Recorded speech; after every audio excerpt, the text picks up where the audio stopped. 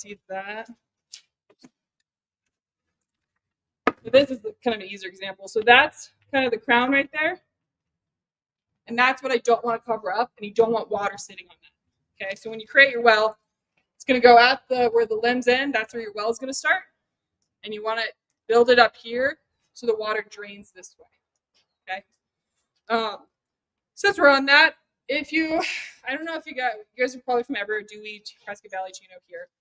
You don't want to crater your tree at all. You want to do it at soil level or above.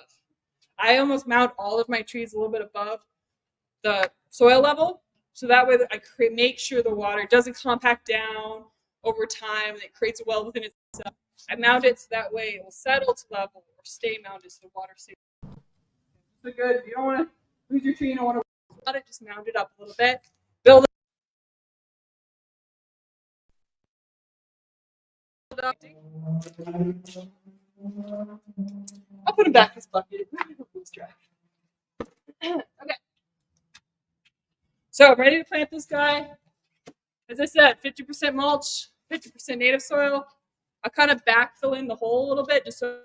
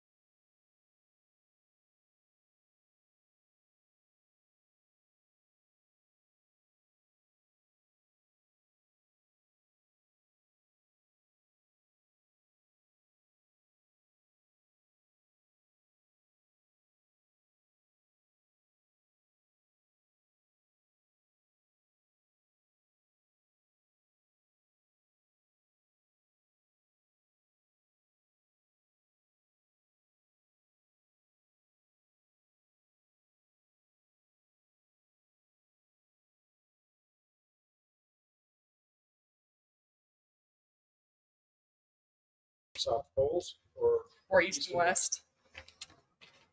So do it. I kind of do it. I would do it east and west. Just kind of keep his strength, keep it sturdy, from falling over that way. Doesn't, as long as the staked up doesn't super matter, I would say. But I'm not particular like that. As long as you stake up. But I would go east and west. Does that make sense? Any questions on that or anything else? Okay.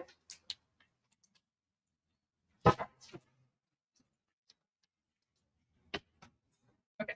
I'm gonna mention this really quick since I've had a lot of people with problems with this, and they'll go into watering because that would probably take most of our time. But this humidity is killing me. I like it. I don't have to water my pots, but like it's killing me.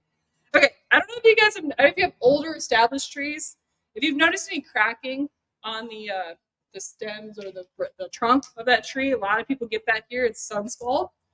It happens because we just have warm and cold, and it starts cracking your tree. Especially on older trees that you don't necessarily get consistent watering, they don't kind of get it once a month or anything like that. If you see that, you want to stop that process because it just will eventually cure the tree, but it'll take a long time. Just keep it healthy. This is like tree gauze, tree tape. You just wrap it around that protective sore. It will heal itself over. But if you guys are seeing that, it's good to tape it up. It takes leave it on for a month and then take it off. You just want to keep things out of that gash that's happening. Keep bugs out, keep fungal out, keep all that out. Just use this. I've just had a lot of people this week come at me with it. Just want to mention it. You'll mostly see it in your established trees that are 5 to 7 years old, and then older. Okay, just thought I'd mention that. I don't like the tree paint because the tree paint can trap things in your tree. So if you're using that sealant or whatever, I tend to hesitate with that because you risk trapping things in that trunk, and then it just gets diseased, dies out. Okay, watering, the joy. Let me pass these out since we're here. So these are our class list I'll pass around. This is going to be 2 of our other handouts, and this will be one of the handouts. It's our planting guide, watering guide, warranty, all of that. This will be, I think I've got top 10 plants for perennials, top 10 trees, top 10 vines handout, and then another one I can't remember. But I'll give those guys. Hoping you have the pens, right? Yes. So here with that. Now I'll pass you guys pass these out.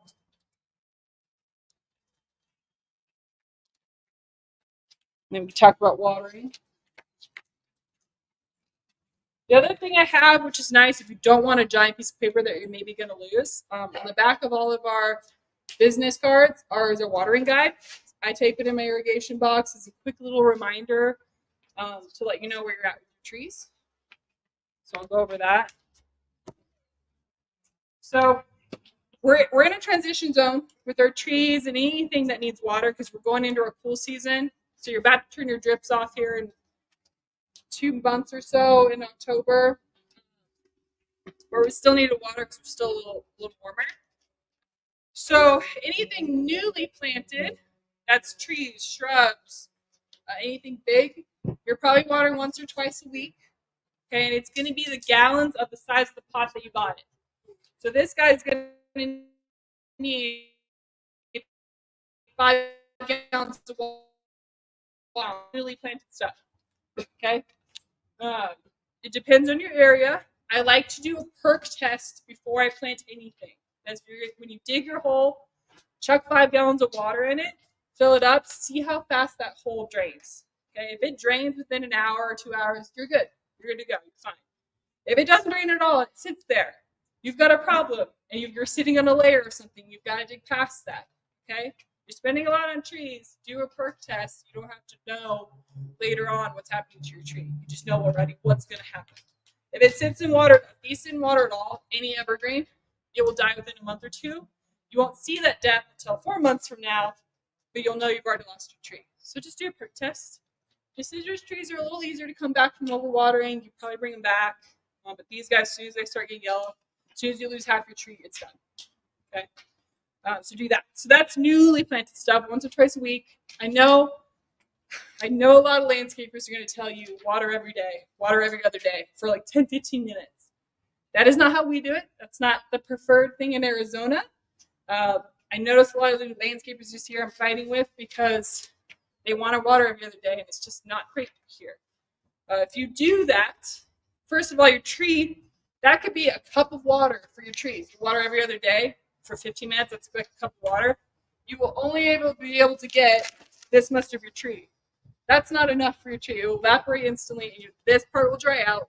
It will be really hard to hydrate again. So that's why we like deep waterings once or twice a week. It gives it time to dry out in between, but then it also doesn't sit in water. It gets dry, and then the roots will continue to grow out. If roots stay in water, they don't have to go anywhere. They're like, oh, I'm wet, I'm fine. I don't have to spread. I don't have to root down. I'm fine. You got to train them to go out. You got to train them to want to search for water, and then they'll get rooted, Snow won't take them out. Wind won't take them out. They'll be strong. Okay. That's why I like deep watering. That's why I will fight with your landscaper. That's why I'll fight with your landscaper every single time. Okay. This is what happens. Things that are established. So established means like a year or two old. So they've gone through a season, they're rooted. You're going to back off to maybe once every 2 weeks, maybe once a week, but lighten the load. So like next summer, I've been watering this twice a week now. Can you turn that off once it gets answered? Once a week, twice a week now. Next summer, once a week, but just give it 5 to 7 gallons. Does that kind of make sense on newer stuff? Established stuff. Right now, if you have a tree and you're like, it's been in for 2 years, but I don't know how to water it or it's turning yellow, probably once every 2 weeks. You know, it's okay to not give these guys a bunch of water all the time. Even your older deciduous trees, even your older shrubs that are like 5 to 7 year old, people are still watering like it was new. They don't need that. Okay. And if they look healthy, they look healthy, but we can discuss that later. Okay. I have opinions. But that's for your established stuff. Keep it off. In October, 2 months from now, when you turn off your drip system, you can't just stop watering your stuff.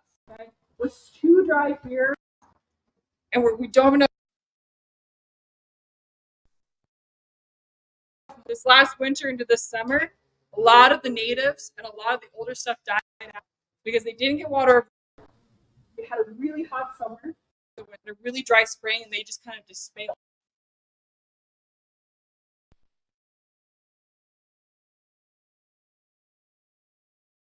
Run a hose out there if you don't have an under system. Run a hose out there and just water for 2 twice a month. It's like, okay, even once a month. If you can just get it.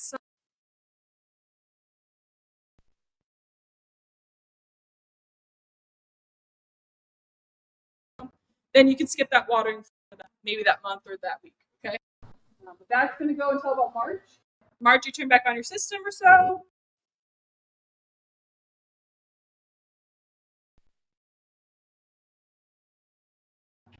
Depends on the snows. But yeah, never stop watering. All right, and that's for even those big native pines. You still want to water maybe once a month. Give it a good drink, but they still need help. And you'll just notice things will do better. They'll get bigger leaves. They'll just thrive more. You can cut off the watering. They just won't look as good. So I prefer to do something. Yeah. Sounds to me like should be in our case anyway. We should be turning off our drip irrigation for trees. So I'm guessing it's kind of on the same cycle as everything else. Yeah. Yeah. If that, or if you have 2 drip heads going to it, take off one. I hate to say yes to take it off altogether. As long as you can give it some supplemental here and there, then yes, you can do that. But yeah, I know most people's lines are probably, all the zones are probably on like 1 or 2 drips, and that's trees, shrubs, newly planted stuff. It just gets harder. You got to play around with how many drip heads are on the trees, on the shrubs, and know how many gallons is coming out. Most people tell me they runs for an hour. Well, how many gallons is coming out? It's really good to know. Just check your emitters once a year. Going a little off topic, come right back. But check your emitters once a year. I know if your landscaper takes to your yard, great. Make sure they check it because lines, they clog up here with our salty water. They get broken. Animals come through and chop off your lines. Just check that. I had a gal who didn't check her line and she had like a swamp system going on. She's a big piece of land. She had a pond forming because we didn't check our lines. Okay, so just check them. But yeah, if you're willing to supplemental water your big trees and take them off the lines of the other stuff, that'd be great. But if they're healthy, they're happy and healthy. You know, that's where you got to play the game. That's where Arizona's tricky. Once you learn it, you get it. But Arizona is hard to grow in. You just got to put the work in to figure out how to grow stuff. But yeah, generally. You said October. You can start maybe giving. But still kind of hot. So it depends on when our season hits. So end of October is Halloween's usually our first freeze. Some years that happens, some years that doesn't. So keep your drip on until you know we're getting a freeze coming and you turn off your drip. So that's just a guideline. I'm not going to tell you just cut it off. Just look at the weather. That's a guideline kind of thing. But yeah, once we get cooler, we don't get the sun like all beating down on us. You'll notice things stay wet a lot longer. They will not need that much water. Does that answer your question? Okay, yeah, just because October is just a Yeah. month. We're still, yeah, Month. end of October, end of Yeah, October, end of November and stuff. Yeah, so we're still warm, but sometimes we'll freeze. Okay, watering. Any other questions on watering? Anything like that? Good. Okay. So before I talk about the trees, let me talk about one other product here. This will be your best friend for trees and shrubs. This is Tree and Shrub Drench. You do not spray it, mix in water, and pour it right at the crown of your tree. I know some people you pour it at where the tree.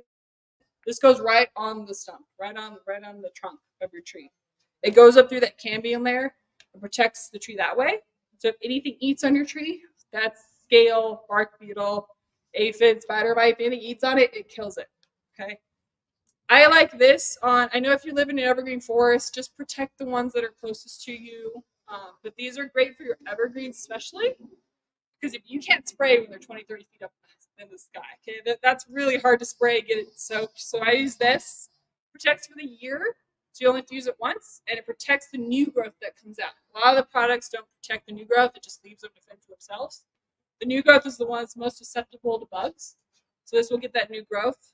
I don't know if you guys know spider mite right now. It's at webbings on mostly your junipers and your tight trees. That can kill your plant instantly if you're not careful. So keep an eye out for that. But if you use this, you don't necessarily have to watch that all the time. It just protects it. But yeah, I like to use this. A little cheaper than spray service, but if you want to choose, it's great. If you have more than that, we can discuss it. But What is that? Tree and Shrub Drench. Yep, and it's an ounce per inch of tree trunk diameter. That's what you use. Okay, so like once per year. Yeah, once per year.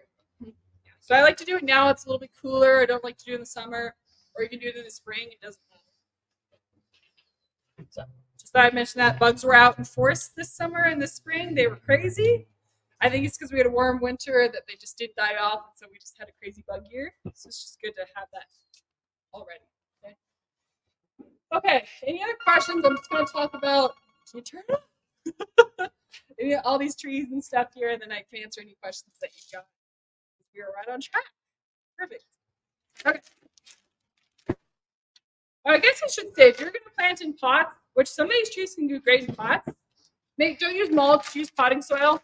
Okay. Pots, this will burn instantly. Even if you mix it 50-50, it'll burn. Just use straight up potting soil. Okay. Anything in pots. Let's talk about him first since he's here. So this is I'll start with the pines and I'll start with the evergreens. This is a Bosnian pine. So I know a lot of people are creating probably a lot more smaller yards now. Everything's being built smaller. So I've noticed the big trees just don't fit people's yards. So we got this Bosnian. It's the cousin of the Austrian pine. I'm sure you all know the Austrian pine. It kind of has a little bit more compact look, but it is half the size of an Austrian. And it grows very fast.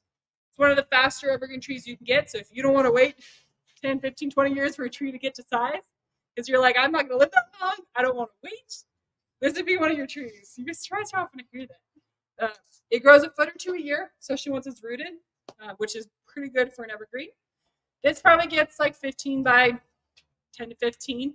It's kind of smaller, whereas your regular Austrian gets like 30 by 20. It gets bigger. This is that mid size. Okay. I like it because it's more compact. I don't have to deal with the huge tree, and it's a little bit more denser than the Austrian, I find. It's got closer needles. So that's why I have the Bosnian. But Austrian's another great fast grower, foot or two a year once it's rooted. Those are your two fastest trees. Okay.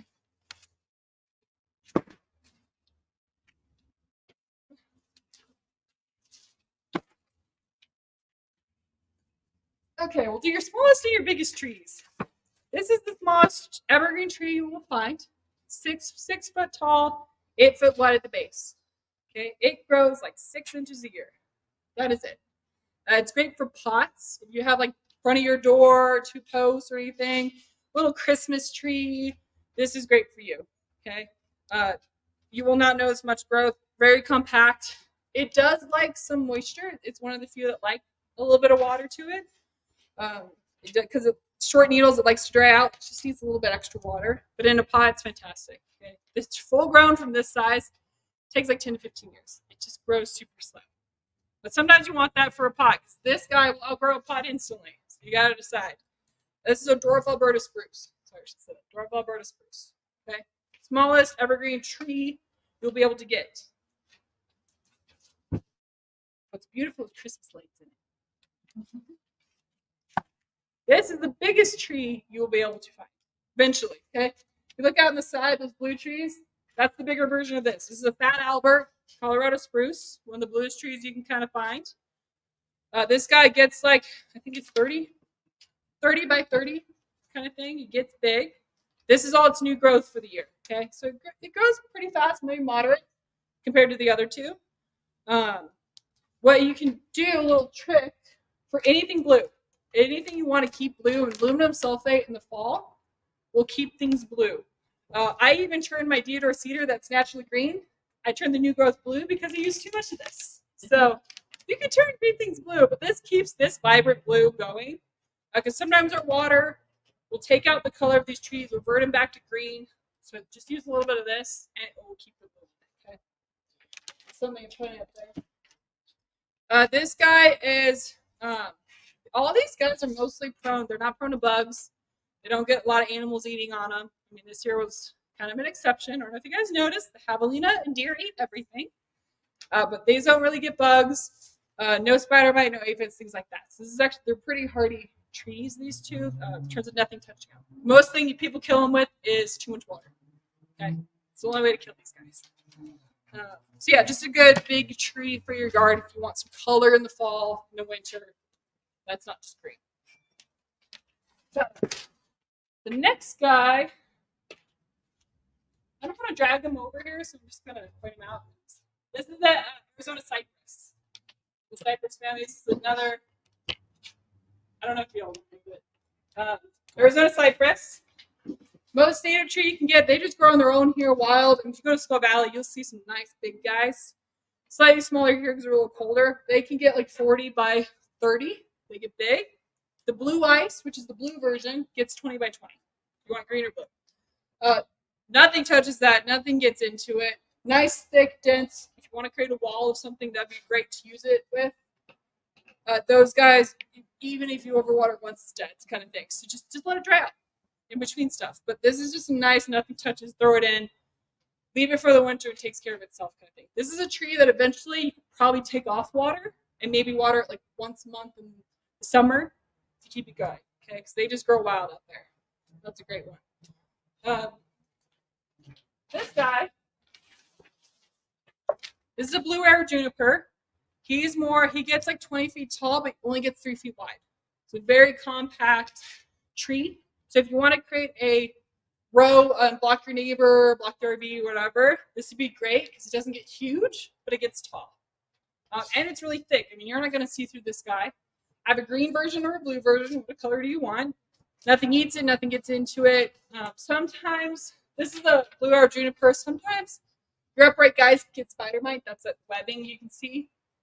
If you use a tree and shrub drench, you shouldn't get that, or you just spray it as you see it. Spider mite comes when spider mite wants to come. Kind of, it's hard to prevent. But just keep an eye on it for this guy, as I would say. That's great, upright, easy. You don't really have to trim it either. It keeps its shape as it grows. So you don't have to trim off a weird thing or something. It just grows. Okay? How much sun does that need? Most of them need like 6 hours of sun if you can get it. If you do less, you would just barely be watering it, kind of thing. But 6 hours at least, I would say. Yeah. Okay. Those are my evergreen trees. Any questions on those? Any other trees? There's no way to reverse if you go on water. It depends if you caught it in time. So if more than 50% of the tree is alive or not dead, you can probably bring it back. It'll just take time. If it's slightly overwatering, you'll see because it's yellow. Any sort of yellowing on the inside, at the bottom, that usually means it's overwatered, so keep an eye out for that. Underwatering, the tips will dry out and they'll start dying.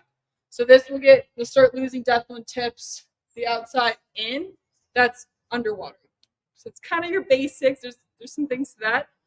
You can bring it back. You just use the root and grow, fertilize it, really cut back the watering, and then and we can see if it will come back. So it's better to underwater. At least on the evergreens, yeah. Yep, always better. I can bring things back easier from underwatering than I can overwatering anytime. Okay, but that's your general rule of yellowing and drowning. How far away from the septic plant? tank can you plant? I would say at least 15 feet or so for the big trees. If you go with the smaller tree, like a spruce or something, you plant right up to it. At least 15. Yeah. Okay. I was gonna say something on that, but oh yeah. So I don't know if you guys. I'll just debunk a myth here. We don't have tap roots here.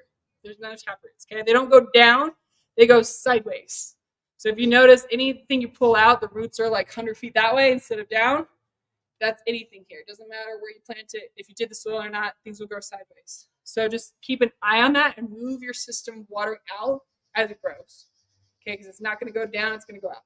So just move your emitters out. Most people leave them there. They get hidden by the brush. You'll never find them again, and the tree never gets water at all because the feeder roots are going to be outside. Okay, just a little thing. All right, these guys. Yeah, I just brought some trees that turn color in the fall. A lot of people want that color change instead of just dead trees that look dead sticks. They're not dead. This guy turns a bright yellow in the fall. This guy also turns a red. If you guys, autumn blaze maple, you see them anywhere. We have two out front. They turn a bright red before they drop all their leaves. They're just beautiful. 40 by 40 trees. They're huge. Great shade tree for the area. Grows super fast. 2-3 foot a year. I mean, it just grows amazingly fast, but takes a lot of water because of that. Once it's growing, you gotta water it because it's got to keep up with the new shoots. Let me slow down. With the new branches, okay? But if you want a half version of this, the Flame and Mirror Maple, 20 by 20, same red, same growth, it's just half the size of the tree. So some people don't have room for this, but they still want that red. The Flame and Mirror Maple would be your other option. Okay. Grape tree, nothing really attacks it. Maybe some thrip. Thrip are those, can't see them, but they cause curling in your trees, especially your fruit trees. If any of you have fruit trees, you had them this year. Just treat it. You can't do anything against thrip. Just spray it as you see it. Okay? And almost every leafy tree gets thrip. Just what happens. And the drench will work with drips. It will help. It may not fully get them because thrip just attacks so fast, but it will help prevent them from getting on it. So what do you spray? Yeah, so any insect, like aphids or thrip, if you want to kind of go a little bit more organic, you can do like a sayonara. That's a synthetic of chrysanthemums. That would work well. I have indoor-outdoor spray. That's my best thing. Indoor-outdoor spray is the best thing to just wipe out anything you got. Organic is sayonara. Either way. Triple action, if you guys have triple action, you can use that. Anything oil-based, just spray in the morning or afternoon. Do not spray oil in the midday because it will just burn everything. Okay? Does that answer your question? I don't have them up here, otherwise I'd show you. Birch, bright yellow in the fall. I like birch over aspen because aspen have leader. They uproot everything. They got suckers everywhere. The birch has the same kind of look without that much water. It doesn't send up suckers. Okay? I have ones with white bark, so it looks like an aspen. These just handle the area better. They don't burn as much in the summer, and all that. So that's why I like to pull up the birch. Okay. This guy gets, I think, like 20 by 20, 35 by 20, a little bit bigger. I do have clumping ones, or I've got single trunk ones. So do they always plant those in threes? Yeah, you don't have to. So this guy's a single one, so you can just plant him by himself. I do have clumps. I'll have clumps next year, which is 3 in 1, but they'll all be in one bucket. So that's when you plant them together. Yeah. But yes, you can if you want. Just buy it already in clumps. Okay. This guy's beautiful. You've seen him around your neighborhood all. It's a raywood ash. Turns a purple in the fall. It's beautiful. It's kind of a globe shape. Doesn't really go out. Just kind of keeps its shape. 20 by 20. This one turns purple. The Modesto ash turns yellow. Depends what color you want. Most native tree you can get here, that's a deciduous. Doesn't like water. Just don't give it water. Once it's rooted, this is one you can almost take off water once it's rooted in. When it's like old, probably 5-7 years. Otherwise, once a month, maybe once every 2 weeks is great for this guy. Doesn't like it. Nothing eats it. Nothing goes after it. The only thing, deer is deer. Deer might try anything of your trees if you don't stake it or keep them away, or cage it or keep them away. They might try the little bottoms of anything, but they should leave this one alone afterwards. They don't like the taste of it. But a beautiful purple. Look out for this fall. If you see it in your neighborhood, someone's got to have it in your neighborhood. Look out for it. It's a beautiful color. Does it get big branches or does it stay that short? It gets big branches. It kind of grows up and then fills out. So it will get like 15, 20 feet wide. Eventually, it just needs to go that way. Yeah. Same with the Modesto.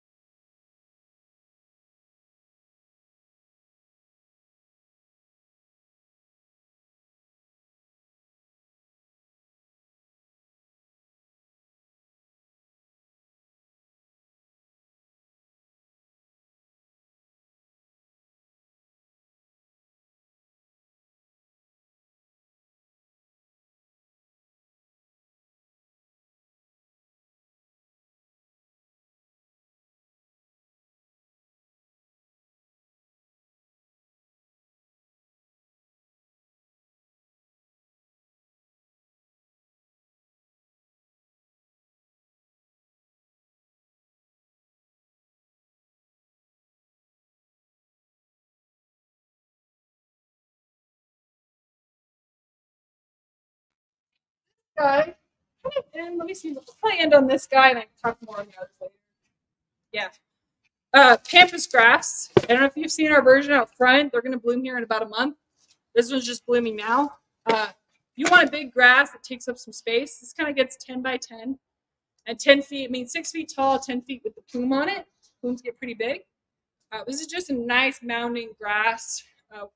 We water ours probably once a month now because ours is like 15 years old, but they live a long life. And then you just whack it back in the springtime. Like you don't just leave a foot of it, whack it back, and it just comes right back out of it by the next year. So they will get to full size very, very fast. Dwarf pampas grass. And if you take the plumes and if you hairspray them, you can have them as like a little vase on your table or something like that. They go forever if you hairspray them. Okay. Any questions or anything like that? And then I'll move to you next. Watering in the morning preferred? Yes. Yeah. Don't. Yeah, 6 to 8 depends on I mean, right now it doesn't matter. We're not getting hot that much. 6 to 8 o'clock, water your stuff in the morning. I don't like night waterings because it leads to fungal issues very, very fast, and it keeps everything from drying out ever because you're watering at night. You don't need to do that here. We're not Phoenix. It's not going to evaporate by midday. Water in the morning. Okay. When's the best time to do the trench? I did mine in the spring, but I'm having a lot of trouble with bugs. And should I do it again? Yeah, it doesn't hurt to do it again. You can't overuse the drench. He did the drench in the spring. He's still fighting a lot of bugs. I would do it again. There's no best time, spring or fall. So if you do it too early in the spring, you're fighting bombs, try it in the fall. See how it does after that. Nature's nature. It's hard to fight all of it, but I would do it again. Any questions? Okay. Cool, thanks, guys. That was good.